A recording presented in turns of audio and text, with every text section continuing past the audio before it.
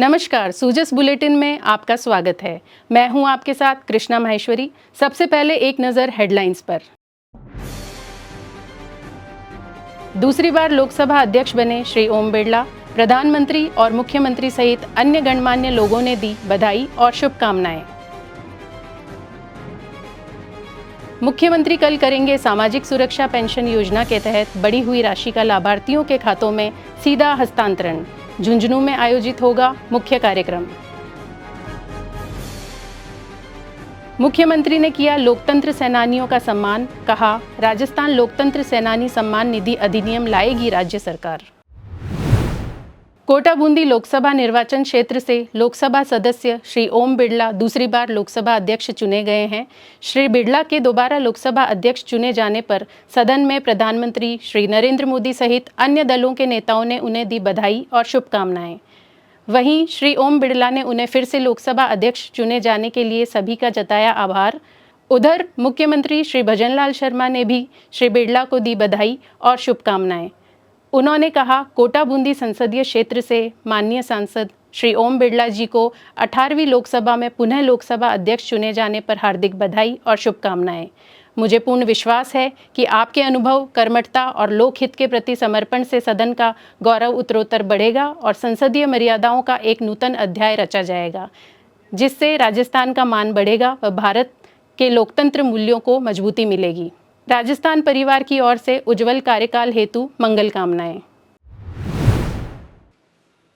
मुझे पुनः इस महान सदन के पीठासीन अधिकारी के रूप में दायित्व निर्वहन करने का अवसर प्रदान किया, इसके लिए मैं आपका हार्दिक आभार व्यक्त करता हूं।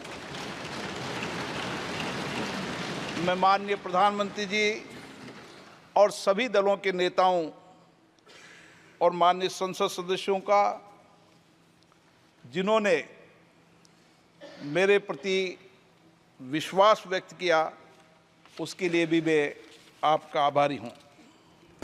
ये सदन का सौभाग्य है कि आप दूसरी बार इस आसन पर विराजमान हो रहे हैं। आपको और इस पूरे सदन को मेरी तरफ से मैं बहुत बहुत बधाई देता हूं।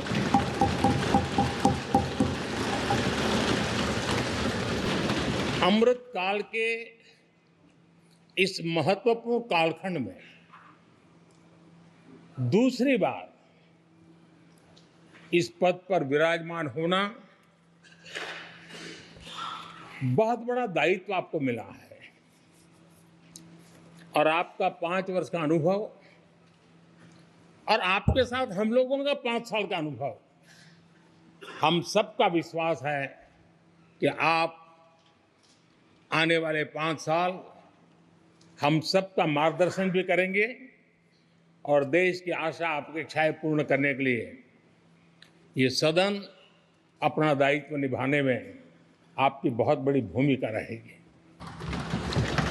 आदरणीय अध्यक्ष जी, हमारे शास्त्रों में कहा गया है कि विनम्र और व्यवहार कुशल व्यक्ति सफल सहज रूप से होता है और आपको तो उसके साथ साथ एक मीठी मीठी मुस्कान भी मिली हुई है।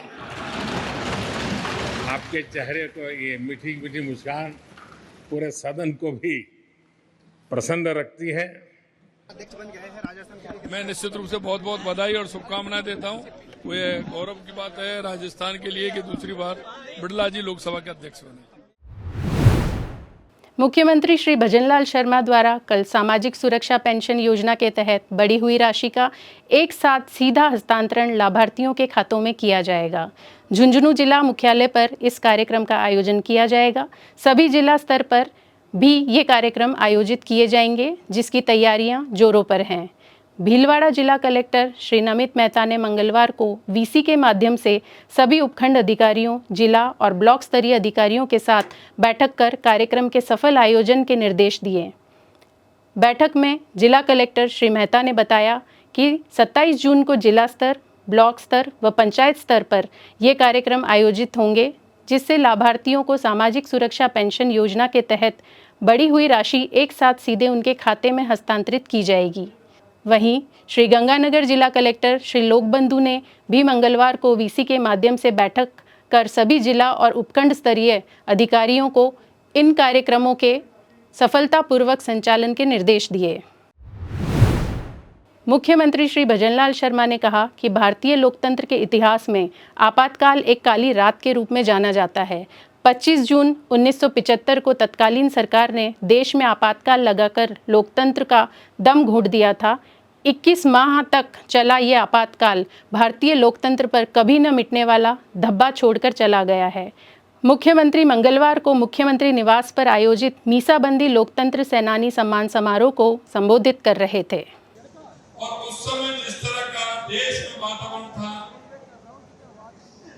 संविधान की हत्या कर दी गई, लोकतंत्र को खत्म करने की बात थी और जिस तरह से अत्याचार हुए, मैं आपको कहना चाहता हूं कि आपका वो परिश्रम, आपकी वो मेहनत और हमारे ऐसे कई लोकतंत्र सेनानी जो आज नहीं रहे, उनके परिवार आए हैं। मैं उन सभी को इस लोकतंत्र को बचाने के लिए और इस लोकतंत्र को मजबूत करने के लिए मैं कह सकता हूं कि आज हम सभी यहाँ हैं, वो आप सब लोगों की बदौलत है, आप सब लोगों की मेहनत की वजह से है। और आपने जिस तरह से उस समय अपने परिवार को त्यागा, छोटे छोटे बच्चे थे, परिवार में जिस तरह की स्थिति बनी थी, उन सबको आपने झेला है, आपने देखा है, कितनी कितनी परेशानी आपके सामने आई थी।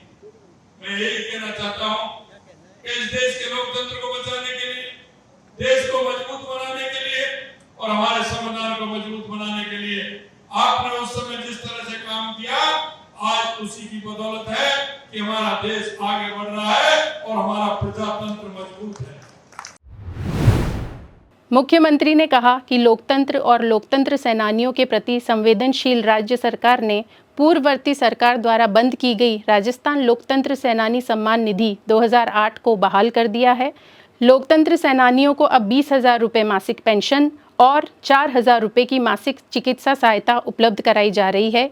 यही नहीं, सरकार यह भी सुनिश्चित कर रही है कि लोकतंत्र सेनानियों को भविष्य में निर्बाध रूप से पेंशन मिलती रहे। इसके लिए सरकार राजस्थान लोकतंत्र सेनानी सम्मान निधि अधिनियम लेकर आ रही है। मैंने कहा ये लोकतंत्र सेनानियों को पहले जब हमारी सरकार आई थी, हम इनको भत्ता देते थे, बीच में दूसरी सरकार आई, उसने बंद कर दिया।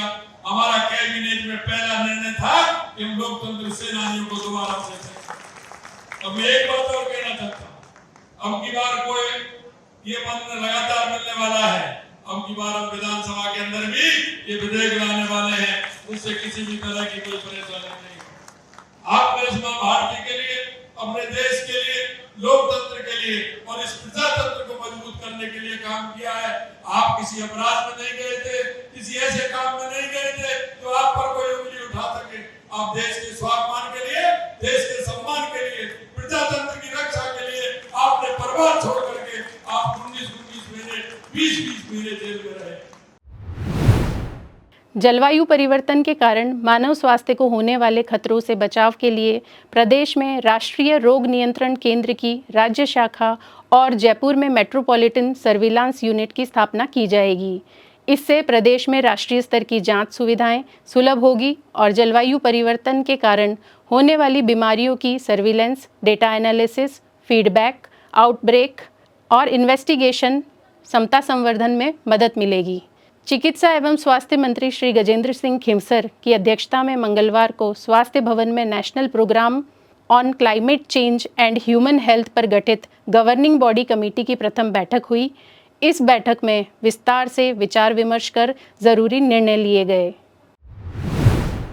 सूजस बुलेटिन में आज के लिए इतना ही। कल फिर होगी आपसे मुलाकात। तब तक के लिए नमस्कार।